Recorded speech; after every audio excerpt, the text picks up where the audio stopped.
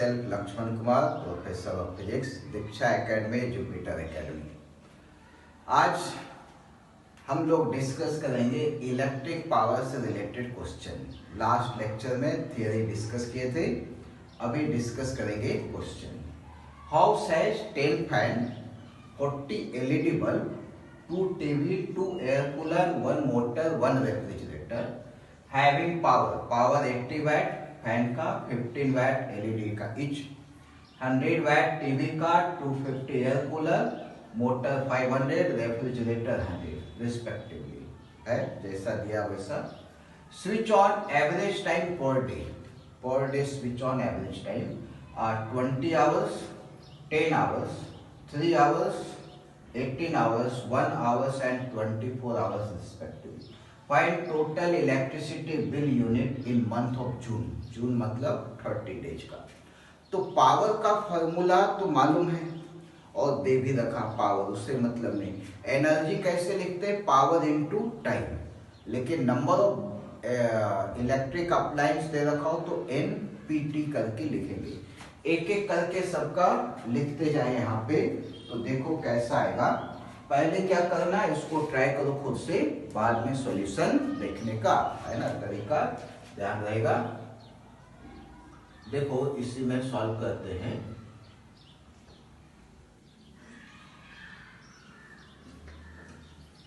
Beta देने से फिर क्वेश्चन डिस्टर्ब होगा। सबसे पहले आते हैं एनर्जी का फार्मूला, क्या है?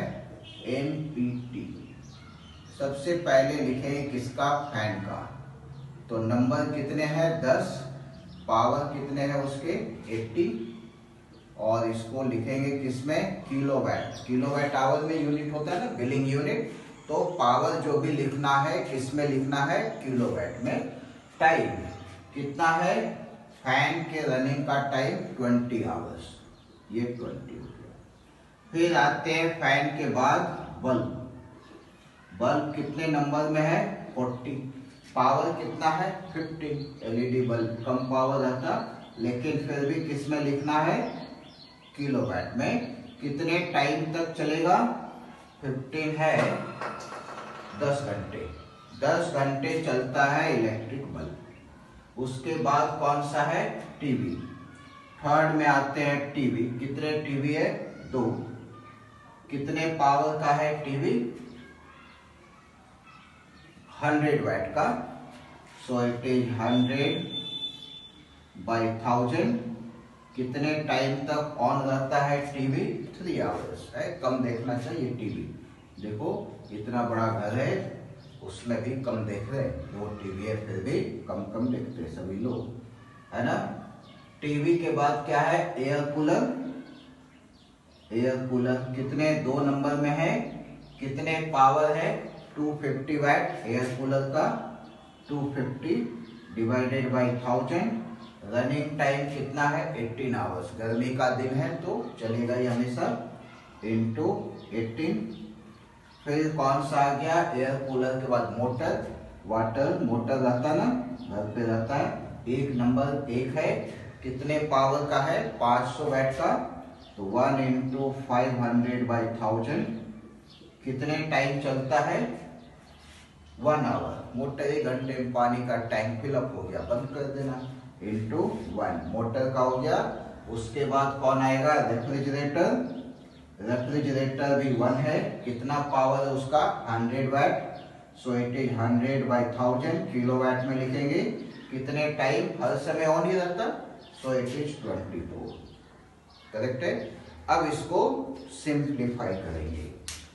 देखो स्टूडेंट्स, आगे देखें तो 3 जीरो ऊपर से cancel, 16।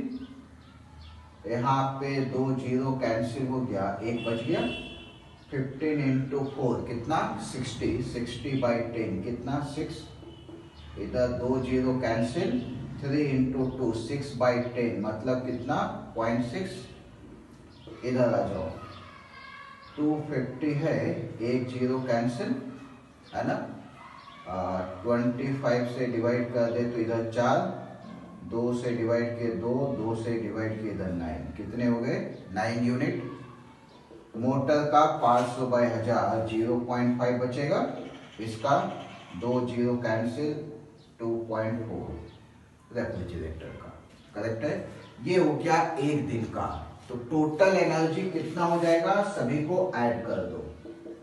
Total for day in 1 day, अभी किसका आया है 1 डे। सिंपल कैलकुलेशन रहते हैं इसके, है कि नहीं। सिंपल एनपीटी, सबका एन लिखो अलग अलग, सबका पावर अलग अलग, सबका टाइम अलग अलग, कुछ भी मिक्स वगैरह नहीं करने का। ये 16 और ये 6 कितने हो गए, 16 + 6 22, इसको रहने दो। 22 और 9 कितने हो गए, 22 + 9 31, 31 अब रहने दो। 2.4 और 0.6 3 होता है, 31 और 3 34, 34 और 0.5 कितने हो गए, 34.5 किलोवाट आवर, ये यूनिट में आ गया। 1 मंथ का डिस्कस करना है।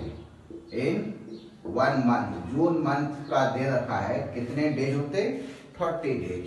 तो टोटल बिलिंग यूनिट कितना, 34.5 इंटू 30 यूनिट, KWH मल्टीप्लाई कर दो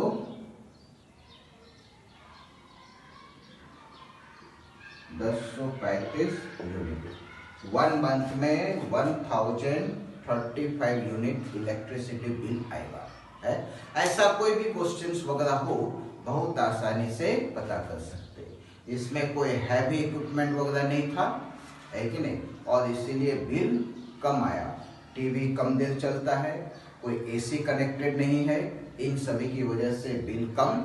यदि वो सब आ जाए तो बिल बहुत ज्यादा बढ़ जाएगा। करेक्ट है। देखो स्टूडेंट्स, अब आते हैं हम लोग रेटिंग ऑफ इलेक्ट्रिक अप्लायंस क्या है।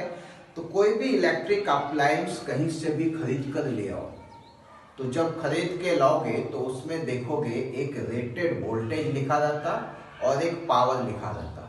हम लोग अभी क्वेश्चन डिस्कस किए, जैसे कोई हमने फैन का कहा पावर 80 वाट, इसका मतलब क्या है कि फैन 80 वाट का पावर देगा, कंज्यूम करेगा। है कोई इलेक्ट्रिक बल्ब है, उसका पावर लिखा है 100 वाट, मतलब स्विच ऑन करो तो 100 वाट देगा। लेकिन क्या ये फिक्स है कि हमेशा 100 वाट ही देगा? नहीं, ये फिक्स नहीं है। ये फिक्स कब होगा, जब जितना वोल्टेज वो कहा है उतना वोल्टेज लगाएंगे तो। इसीलिए साथ में लिखता है 230 वोल्ट। 230 वोल्ट क्यों लिखता है, क्योंकि हमारे पास जितने भी कनेक्शंस वगैरह आते हैं, जो भी सप्लाई वगैरह आता है हमारे पास, वो सभी का वोल्टेज 230 वोल्ट ही होता है। तो जब सभी 230 वोल्ट का है तो वही लगाएंगे, है कि सभी जो जितने भी इलेक्ट्रिक अप्लायंसेस घर में कनेक्टेड होते हैं वो सभी के सभी पैरेलल में कनेक्टेड होते हैं। और जब वो सभी के सभी पैरेलल में कनेक्टेड है तो बिल्कुल यही कंडीशन बनेगा कि सभी पे वोल्टेज वही आएगा जो बैटरी यानी कि सोर्स यानी कि सप्लाई वोल्टेज है। यदि सीरीज में लगा दे तो प्रॉब्लम आता है, इसीलिए सीरीज में कभी नहीं कनेक्ट करते हैं, सभी को पैरेलल में कनेक्ट करते हैं। तो 230 रहा तो इतना। यदि वोल्टेज 230 से कम हुआ तो पावर कम आएगा। कभी कभी देखते होंगे वोल्टेज कम हो जाने पे जो ट्यूबलाइट है, घर पे लगे हुए ट्यूबलाइट है या टीवी है या जो इलेक्ट्रिक बल्ब है, ये सब प्रॉपरली काम करना बंद कर देता है। ट्यूबलाइट तो बंद ही हो जाते, इलेक्ट्रिक बल्ब का ब्राइटनेस कम हो जाता है। वोल्टेज यदि ज्यादा कर दो तो बल्ब वगैरह है उसका ब्राइटनेस बढ़ जाता है, हम लोग स्विच ऑफ कर देते हैं, क्योंकि उसके फ्यूज होने के यानी कि खराब होने के चांसेस बढ़ जाते हैं। तो यदि वोल्टेज ज्यादा हो गया, बाई चांस होता है कभी कभार, इसीलिए मैक्सिमम टाइम यही रहता है, इसीलिए इसको लिख के रखते हैं। तो फैन का पावर 80 वाट है, हमेशा के लिए नहीं है। वोल्टेज बदलेंगे तो उस कंडीशन में पावर भी बदल जाएगा। है तो रेटिंग जो दे रखा है, रेटिंग वो सिर्फ और सिर्फ एक रेफरेंस है। नॉर्मली वोल्टेज फिक्स रहता है, इसीलिए काम वैसे ही करता है। और पावर के आधार पे समझना आसान होता है, दूसरे तरीके से समझाया जाए तो बहुत ही मुश्किल रहता है, इसीलिए रेटिंग दिया जाता है। तो रेटिंग क्या है इसमें लिखो, every electric appliances has rated voltage and rated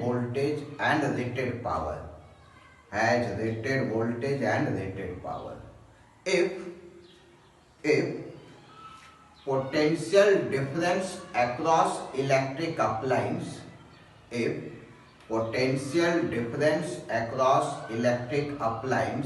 is equal to rated voltage, then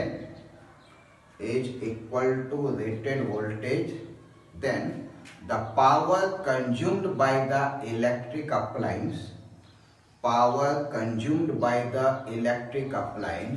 will be equal to rated power, correct है। For example,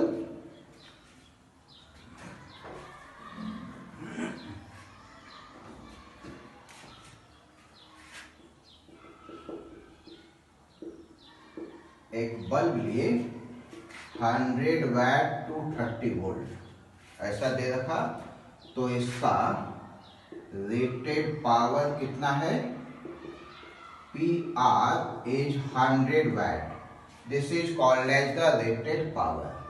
रेटेड वोल्टेज कितना है, rated voltage VR is equal to 230 volt, correct है।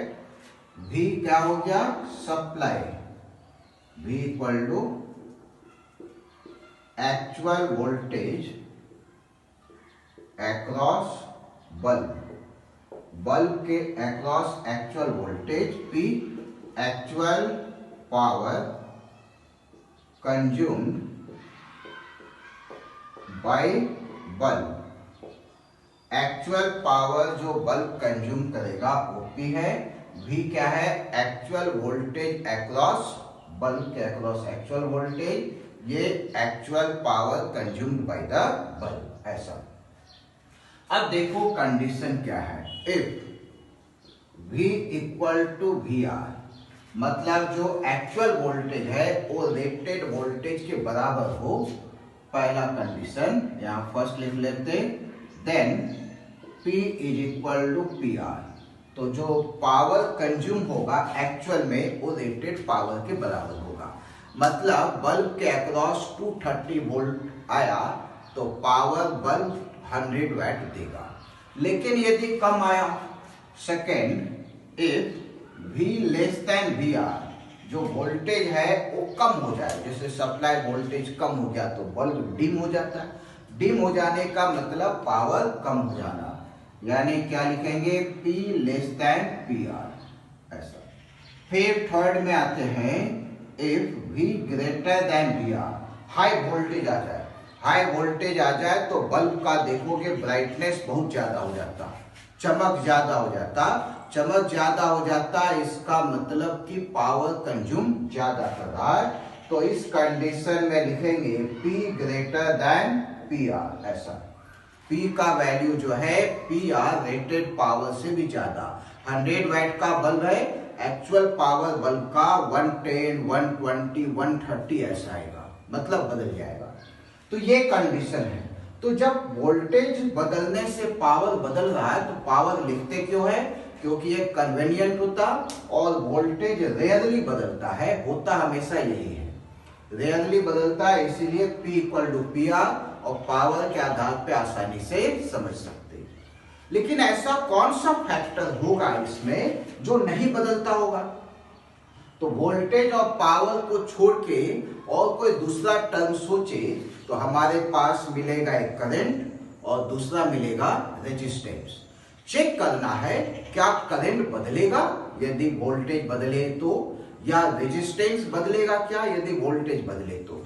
देखो कोई भी electric bulb को यदि हम लोग कहीं पे कनेक्ट कर दें वोल्टेज के आधार पे, बल्ब फिक्स है, मतलब कोई रेजिस्टर है, कोई भी कंडक्टर है, यहां से करंट जा रहा, यदि वोल्टेज बदलेंगे तो करंट बदलेगा कि नहीं बदलेगा? बदलेगा ही। फॉर्मूला भी होता P equal to V into I, तो I इक्वल टू कितना? P by V। वोल्टेज बदल रहे, पावर भी बदल रहा, तो करंट भी बदलेगा। और होता भी है, वोल्टेज हटा दो, सिंपल सा सोचो ना, वोल्टेज बैटरी ही हटा दो तो क्या करंट होगा? क्या नहीं होगा। मतलब वोल्टेज जीरो किए तो करंट जीरो, और जब बल्ब जल रहा हो तो पक्का करंट है, मतलब करंट बदल रहा है। करंट भी बदल रहा, वोल्टेज भी बदल रहा, पावर भी बदल रहा। अब आते हैं रेजिस्टेंस पे। क्या रेजिस्टेंस बदलेगा? तो रेजिस्टेंस की डिपेंडेंसी प्रीवियस लेक्चर देखोगे बहुत क्लियरली एक्सप्लेन किया गया है, रो एल बाई ए। ये डिपेंड करता है मटेरियल पे, कौन से मटेरियल का बना है, टंगस्टन का है, किसी अलॉय का बना है, किसी मेटल का बना है, लेंथ कितना है, एरिया कितना है। अब कोई इलेक्ट्रिक बल्ब का फिलामेंट देखे तो फिलामेंट एक कितना मान लो साइज का है फिलामेंट, तो स्विच ऑन करो, ऑफ करो, वोल्टेज कम करो, वोल्टेज ज्यादा करो, इलेक्ट्रिक बल्ब के फिलामेंट का लेंथ ज्यादा या एरिया ज्यादा या मटेरियल बदलना, टंगस्टन से कॉपर बन जाना हो सकता है? नहीं हो सकता। तो इलेक्ट्रिक बल्ब का यदि रेजिस्टेंस कहे तो ये नहीं बदलेगा, ये नहीं बदलेगा, ये नहीं बदलेगा। इसका मतलब रेजिस्टेंस कैसा हुआ? कांस्टेंट। यानी एक ही टर्म ऐसा है इलेक्ट्रिक अप्लायंस में जिसको रेजिस्टेंस कहे या लोड कहे, लोड रेजिस्टेंस भी कह सकते है कि नहीं। लोड रेजिस्टेंस ऐसा है जो नहीं बदलता है। तो हमें वो चीज पता यदि चल जाए तो बाकी कैलकुलेशंस इजी हो जाएंगे, क्योंकि बाकी कैलकुलेशन उसी पे डिपेंडेंट होते हैं। करेक्ट है? देखो, रेजिस्टेंस ऑफ इलेक्ट्रिक अप्लायंस पता कैसे करेंगे? रेटिंग से। तो हम लोग को मालूम है P equal to V square by R, और R इक्वल टू कितना लिखेंगे? V square by P.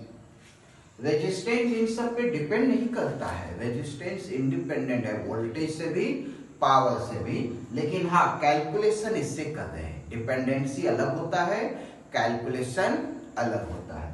अब यदि पावर और वोल्टेज एक्चुअल रेटेड के बराबर हो या ना हो, हर समय रेजिस्टेंस वही रहने वाला। तो जब ये नहीं है, एक्चुअल में ये फॉर्मूला है, तो रेटेड में भी वही आएगा। So this is equal to VR square by PR. So resistance कभी भी कैलकुलेट करना हो तो हम लोग इस मेथड से पता कर सकते हैं। यानी रेटिंग यदि गिवन है किसी भी इलेक्ट्रिक अप्लायंस का, तो उसके आधार पे हम लोग रेजिस्टेंस पता कर लेंगे, और एक बार रेजिस्टेंस आ गया उसके बाद इलेक्ट्रिक सर्किट का सिंपल डायग्राम के जैसा सिचुएशन बन जाता है। और इलेक्ट्रिक सर्किट का डायग्राम चुटकियों में सॉल्व करने आता है, तुम लोग को बहुत आसानी से सॉल्व कर सकते। बस कहीं पे भी रेटिंग का सवाल आ जाए तो उसमें रेजिस्टेंस पता करना। यही है बेसिक कंसेप्ट कि resistance is important part. Important कौन है? तो रेजिस्टेंस। रेजिस्टेंस के हेल्प से हम लोग फिर किसी भी चीज को पता कर सकते। मतलब एक लूप होल है, कोई भी इंफॉर्मेशन दे रखा हो वहां से ये पता करो रेजिस्टेंस, और रेजिस्टेंस से फिर कोई भी चीज पता कर लो, है कि नहीं। ये एक मेन पॉइंट हो गया रेजिस्टेंस। यही कंसेप्ट है। ऐसे ऐसे बेसिक कंसेप्ट्स वगैरह फिजिक्स में आते रहते। हर एक सवाल का, हर एक टाइप के क्वेश्चंस वगैरह का, हर एक कंसेप्ट का एक मेन पॉइंट होता, उस रास्ते से चले तो सॉल्व करना बहुत ही आसान हो जाता है। करेक्ट है? देखो ये क्वेश्चन है, find resistance of given rating of different electric appliances. Rating दे रखा, इसका रेजिस्टेंस पता करना है, इसका रेजिस्टेंस फाइंड करना है। एक एक करके पता करते हैं। सिंपल है, पहले फर्स्ट का पता करेंगे, उसके पहले फार्मूला लिख लो। बहुत ही सिंपल तरीके से फाइंड किया जा सकता, यही फार्मूला है। फर्स्ट में आ जाओ। फर्स्ट में रेटेड वोल्टेज, वोल्टेज कितना है 200 और पावर 1000। देखो सिंपल तरीके से रेजिस्टेंस आएगा 200 स्क्वायर है तो 2 बार लिखो, कैलकुलेशन इससे आसान होता है क्योंकि हम लोग कैलकुलेशन के बारे में भी पढ़ रहे हैं। जबरदस्ती स्क्वायर करने का मतलब नहीं, कैंसिल करना हो तो अलग अलग लिखो। डिवाइडेड बाय पावर 1000, ये 2 0 कैंसिल, 400 ओम। सेकेंड आ जाओ R2। R2 में क्या है, ये भी 200 लेकिन power 1000, so this is equal to 200 into 200 by 1000। ये 2 गया, एक इधर से गया, कितने बच गए 40 ओम। थर्ड आ जाओ 100 वैट 400 वोल्ट, तो क्या लिखेंगे 400 into 400 upon 100 is equal to 1600 ohm. Correct है ना। फोर्थ में आ जाओ, फोर्थ का दे रखा R4 1000 इंटू 1000 डिवाइडेड बाई 10, एक 0 कैंसिल, 100 और ये 1000, तो इसको लिखेंगे 100 किलो ओम। कितना ज्यादा रेजिस्टेंस है, 100,000, 1,00,000 ओम। पांचवें में आ जाओ R5 10 इंटू 10 डिवाइडेड बाई 1000, 1 2 0, अभी भी बचा 0.1 ओम, ऐसा। बराबर है। तो ये है अलग अलग रेजिस्टेंस। इन सभी रेजिस्टेंस को ध्यान से देखें कैलकुलेशन का। पहले कंपेयर करते हैं फर्स्ट और सेकंड में। फर्स्ट और सेकंड में कंपेयर करोगे तो देखोगे रेटेड वोल्टेज सेम है, रेटेड पावर अलग अलग है, एक का 100 एक का 1000, तो रेजिस्टेंस 400 आया, एक 40 आया। देखो रेटेड वोल्टेज सेम है, खास करके हमारे घर में जितने भी इलेक्ट्रिक अप्लायंसेस कनेक्टेड होते सभी का रेटेड वोल्टेज सेम होता है, सभी का। मतलब सिर्फ और सिर्फ अलग क्या होगा, पावर, जैसा कि इधर फर्स्ट और सेकंड में है, पावर अलग अलग है। अब वोल्टेज यदि सेम है तो मेन डिपेंडेंसी किस पे हुआ, पावर पे। तो रेजिस्टेंस पावर से कैसा डिपेंडेंट है, इनवर्सली प्रोपोर्शनल, तो रेजिस्टेंस हुआ पावर का इनवर्सली प्रोपोर्शनल। कहने का मतलब यदि पावर ज्यादा है तो रेजिस्टेंस कम, और पावर कम है तो रेजिस्टेंस ज्यादा।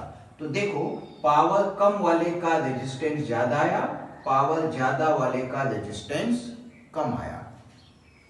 मतलब कोई रजिस्टर सोर्स से कनेक्ट करना हो, पावर ज्यादा कंज्यूम कर रहा हो तो पक्का उसका रेजिस्टेंस कम है, और पावर कम कंज्यूम कर रहा हो तो पक्का रेजिस्टेंस ज्यादा है।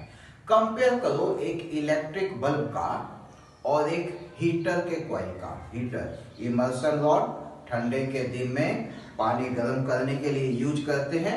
इमर्सन रॉड को ध्यान से देखोगे तो थिक रहता है। इमर्सन रॉड इस तरह के शेप में देखोगे, ऐसा आता है, इस तरह से फोल्ड होके फिर चला जाता है।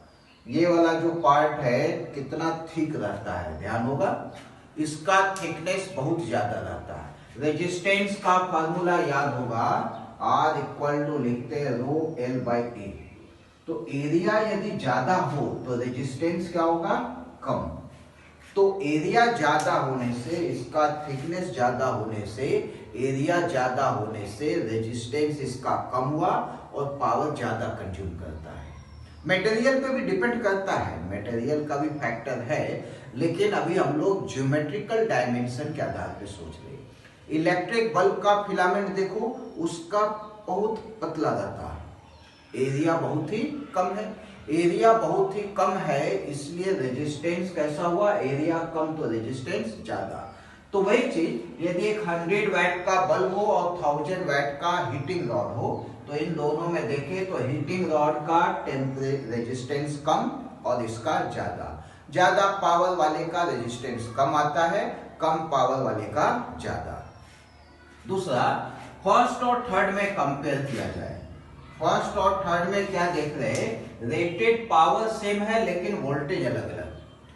मतलब दो बल्ब है लेकिन दोनों एक साथ नहीं लगा सकते। एक को 200 वोल्ट के बैटरी से कनेक्ट करो तो दूसरे को 400 से कनेक्ट करो, तो दोनों इक्वल पावर देगा। मतलब बोथ बल्ब आर डिफरेंट। यदि उन दोनों का कंपेयर करें फर्स्ट और थर्ड में, तो फर्स्ट का 400 तो दूसरे का 1600। यानी कि अब किस पे डिपेंडेंसी है? रेटेड वोल्टेज पे। पावर तो सेम, पावर दोनों का सेम, फर्स्ट और थर्ड में पावर सेम है। मेन कौन सा फैक्टर हो गया? वोल्टेज का। तो ज्यादा वोल्टेज मतलब ज्यादा पावर, कम वोल्टेज मतलब ज्यादा वोल्टेज ज्यादा रेजिस्टेंस, कम वोल्टेज कम रेजिस्टेंस। तो इसका कम वोल्टेज 200 है तो कम रेजिस्टेंस, इसका ज्यादा रेजिस्टेंस। ये हमारे कंपैरिजन के लिए नहीं है कि नहीं? हम लोग जो अपने हाउस में कंपेयर कर सकते हैं तो फर्स्ट और सेकंड के आधार पे, क्योंकि रेटेड वोल्टेज सभी का सेम रहता है। ये वाला जो फर्स्ट और थर्ड है, ये ऐसा कंडीशन हमें बनाना पड़ेगा, अपने आप नहीं मिलने वाला। अपने आप कौन सा मिलेगा? फर्स्ट और सेकंड, रेटेड वोल्टेज सबका सेम रहता है। इधर आ जाओ फोर्थ और फिफ्थ में। 10 वाट है 1000 वोल्ट और उल्टा 1000 वाट 10 वोल्ट। वोल्टेज और पावर इंटरचेंज। अब देखो, जो ज्यादा वोल्टेज पे भी कम पावर दे रहा है, बहुत ज्यादा पावर वोल्टेज लगाए तब भी पावर कम है, मतलब उसका रेजिस्टेंस बहुत ज्यादा है, बहुत ज्यादा रेसिस्ट कर रहा है, हीट ही नहीं जा पाता। दूसरा है बहुत कम वोल्टेज पे भी बहुत ज्यादा पावर, बहुत कम वोल्टेज पे भी बहुत ज्यादा पावर, मतलब रेजिस्टेंस कम है, बहुत हीट डेवलप कर रहा है कि नहीं? तो बहुत कम वोल्टेज लगाए तब भी बहुत ज्यादा पावर आ रहा है। कब आएगा? जब करंट ज्यादा होगा। करंट कब ज्यादा होगा? जब रेजिस्टेंस कम होगा। तो इसका रेजिस्टेंस 0.1 ओम बहुत कम आया और इसका बहुत ही ज्यादा आया। करेक्ट? इस तरह से अलग अलग रेजिस्टेंस है। मेन मकसद ये है कि इसमें लॉजिक क्या क्या लगता है वो भी मालूम, कैलकुलेशंस वगैरह तो सब मालूम रहते हैं। फिजिक्स को अच्छे तरीके से कंसेप्ट के आधार पे समझना हो तो उसका एक्चुअल मीनिंग मालूम होना चाहिए, किस तरह से चेंज करता है, क्या करता है, ये सब मालूम होना चाहिए। यही पार्ट है फाउंडेशन का, जो आगे कंसेप्ट को डेवलप करने, बिल्ड करने में और कैलकुलेशन पावर को बढ़ाने में हेल्प करता है। करेक्ट? ये इलेक्ट्रिक पावर के कुछ क्वेश्चंस हुए रेटिंग के। आगे नेक्स्ट लेक्चर में और दूसरे क्वेश्चंस वगैरह डिस्कस करेंगे। Okay, bye.